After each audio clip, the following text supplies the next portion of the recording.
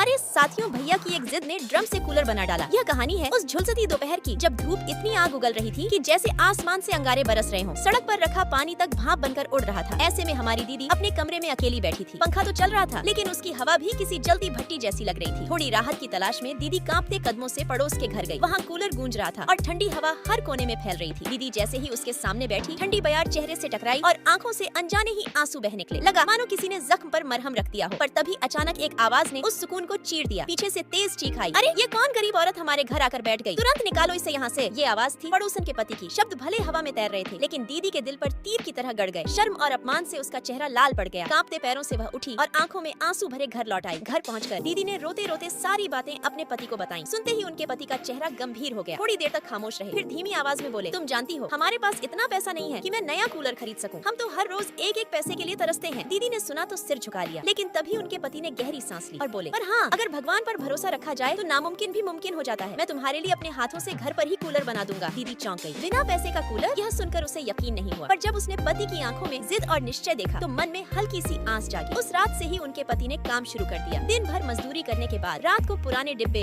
टूटी बाल्टी, गत्ते और पंखे का मोटर इकट्ठा करके जोड़ने लगे। पसीने से भीगा उनका बदन और आंखों में जलती उम्मीद। दीदी चुपके से बैठकर देखती और कभी कभी रो पड़ती। सोचती पता नहीं यह कूलर बनेगा भी या नहीं, लेकिन उनके जज्बे के सामने हर शख्स छोटा पड़ जाता। गांव के लोग हंसते, ताने मारते, अरे गरीब का पति कूलर बनाएगा, यह तो पागलपन है। लेकिन उन्होंने किसी की परवाह नहीं की। दिन बीतते गए, मेहनत रंग लेने लगी। धीरे धीरे ढांचा तैयार होने लगा। दीदी का विश्वास भी बढ़ता गया। अब कूलर बनकर कंप्लीट होने वाला है, लेकिन उसे देखने से पहले रुक जा बेटे, तुझे मैं ये शराब देती हूँ। आज रात 12 बजे तेरी माँ मर जाएगी। अगर तू उन्हें बचाना चाहता है तो इस वीडियो को लाइक करके चैनल को सब्सक्राइब कर ले और कमेंट में आई लव माँ लिख दे। लास्ट में कूलर बनकर तैयार है।